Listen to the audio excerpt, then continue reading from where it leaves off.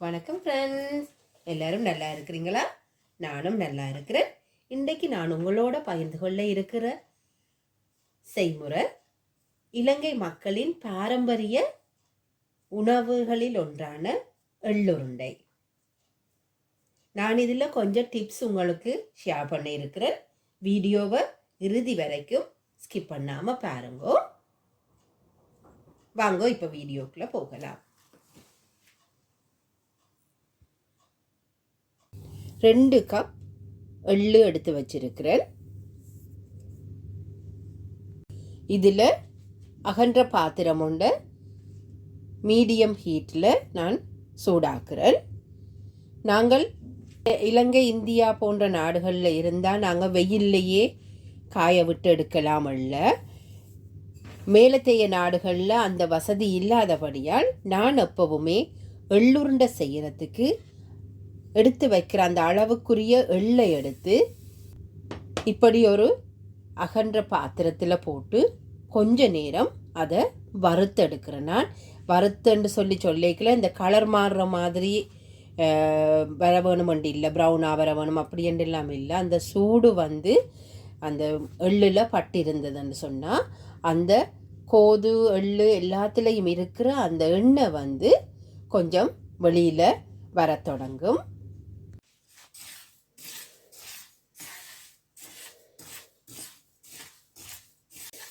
இப்போ இந்த எள்ளு கொஞ்சம் பளபளண்டு வருது. கையால் நீங்கள் தொட்டு பார்க்கல தெரியும், கொஞ்சமாக எண்ணெய் பிறந்து வந்திருக்கும். அந்த எள்ளுண்ட வெளிப்பக்கம் எல்லாம் நீங்கள் விரலால் இப்படி செய்து பார்க்கல தெரியும், எண்ணெயாக கையில் வரும். இந்த நேரம் நான் இப்போ இதை இறக்கி நல்லா ஆற விட்டு கொள்ள வேணும். வறுத்த எள்ளை நான் இதில் ஆற விட்டிருக்கிறேன். இது ஆறினா பிறகு நான் இந்த பிளேட் உள்ள இந்த ஃபுட் ப்ராசஸரில் தான் நான் போட்டு அந்த எள்ளை முதல் பவுடராக்கி எடுக்க போகிறேன். 2 கப் எள்ளு நான் வறுத்தெடுத்த நான் அதை அரைவாசியாக பிரித்து எடுத்து நான் இப்போ இதில் பவுடராக்கி எடுக்க போகிறேன்.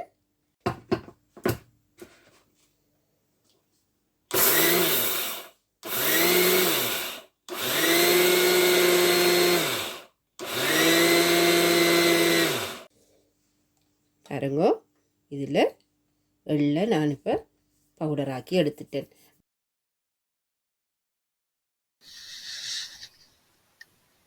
நான் இன்றைக்கு செய்கிற அளவு 2 கப் எள்ளு, 1 கப் வறுத்த உளுத்தம்மா, 1/2 கப் சீனி. இதுதான் என்னுடைய அளவு. இப்போ நான் இது எல்லாத்துலேயுமே அரைவாசியாக எடுத்து ஒன்றாக சேர்த்து அடித்தெடுக்க போகிறேன். ஏனென்றால் முழுவதாக போட்டு அடித்தால் அது சிலவுல ஸ்டக் ஆகும், வடிவா அடிபடாது. அதாவது 1 கப் எள்ளு பவுடராக்கிட்டு அதில் 1/2 கப் வறுத்து பவுடராக்கின உளுத்தம்மா சேர்த்து கொள்ளுறேன். இதோட 1/4 கப் ப்ரௌன் சுகர் சேர்க்கிறேன். நீங்கள் பனங்கட்டி அல்லது நாட்டு சக்கரை சேர்த்து கொள்ளலாம். நான் இதில் 1/4 கப் அளவுக்கு ப்ரௌன் சுகர் சேர்த்து கொள்ளுறேன்.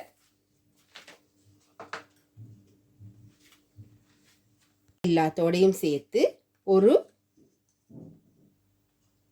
டீஸ்பூன் அளவுக்கு நான் இதில் மிளகு பவுடர், அதாவது மிளகு பொடி சேர்த்து கொள்ளுறேன். இதில் 1 டீஸ்பூன் அளவுக்கு அதை சேர்த்து கொள்ளுறேன்.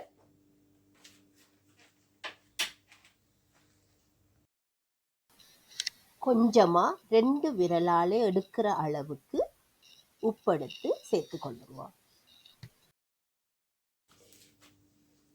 இதை இப்போ அடித்து எடுக்க போகிறேன். இது நாங்கள் இப்போ சீனியும் போட்டிருக்கிறதால கொஞ்சம் ஹார்டாக இருக்கும் அடிக்கிறதுக்கு.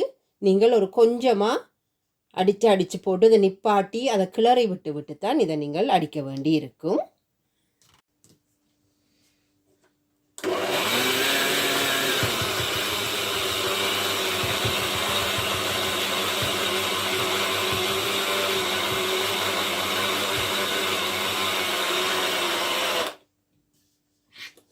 ஒவ்வொருக்காவும் நீங்கள் இதை ஒரு கொஞ்ச நேரத்துக்கு ஒருக்கா இதை இப்படி ஒரு கரண்டியால் நீங்கள் இதை மிக்ஸ் பண்ணி எடுத்துக்கொள்ளுங்க. ஏனென்று சொன்னால் அந்த எண்ணெய் வந்து அதோட கொஞ்சம் சீனியோட சேரும் போது அது அடியில் போய் இறுக தொடங்கிடும். அப்போ அந்த பிளேட்டை வந்து சுத்த விடாது.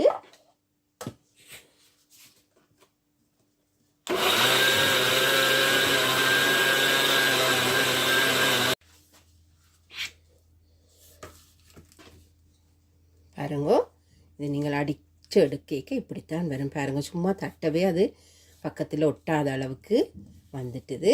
நாங்கள் வறுத்தபடியாக அது தானாகவே அதில் கொஞ்சம் எண்ணெய் வந்து பிறந்து வருதுங்க. பாருங்க, நான் சொன்ன அளவான சுகரும் உளுத்தமாவும் மிளகும் தான் போட்டு நான், அதாவது இங்கே பாருங்கள், இதுவே எங்களால் இப்படி பிடிக்கக்கூடிய மாதிரி வருது. நீங்கள் வறுக்காமல் செய்தால் நீங்கள் இந்த கட்டத்தில் நீங்கள் இப்படி எல்லாத்தையும் போட்டு மிக்ஸ் பண்ணினா பிறகு நீங்கள் கொஞ்சம் சுடுதண்ணி விட வேண்டி வரும். நீங்கள் சுடுதண்ணியை விட்டு செய்ய நீங்கள் 2-3 நாளைக்கு மேலே நீங்கள் வைத்து சாப்பிட முடியாத அளவுக்கு அந்த எள்ளுருண்டை வந்து கெட்டு போய்விடும். அதுக்காக முதலே நீங்கள் வறுத்துட்டு செய்தால் அது கொஞ்ச நாளைக்கு நீங்கள் வச்சு சாப்பிடக்கூடிய மாதிரி இருக்கும். பாருங்கள், எனக்கு உண்மையாகவே இதில் வேறு எதுவுமே நான் சேர்க்க தேவையில்லை, தண்ணி சேர்க்கையில் அப்படியே நல்ல வடிவாக உருண்டை பிடிக்கக்கூடிய மாதிரி வந்திருக்குது. ஆனால் நான் இப்போ இதுக்கு இன்னொரு முறை உங்களுக்கு சொல்லித்தர விரும்புகிறேன். நீங்கள் இப்படியான பதத்தில் நீங்கள் அது வரையலை என்று சொன்னால் சுடுதண்ணி விடுறதுக்கு பதிலாக ஒரு டீஸ்பூன் அளவுக்கு நல்லெண்ணெய் கொஞ்சம் விட்டுக்கொள்ளுங்கோ. விட்டுட்டு ஒருக்கா அதை பிளெண்டரில் போட்டு ஒருக்கா அடித்து போட்டு அப்படியே பிறகு எடுத்து கையால் பிடித்து கொள்ளுங்கோ. அப்போ அது கொஞ்சம் உடலுக்கும் ஆரோக்கியமான விதமாக இருக்கும். நீங்கள் வைத்து கூட வெளியில் 2-3 நாளைக்கு மேலே வைத்து சாப்பிடலாம்.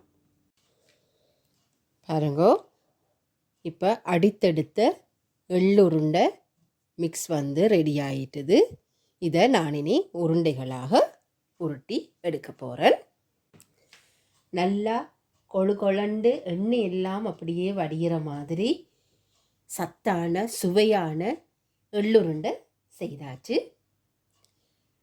மீண்டும் இன்னொரு வீடியோவில் உங்களை சந்திக்கிற வரைக்கும் தேங்க்யூ, பாய்.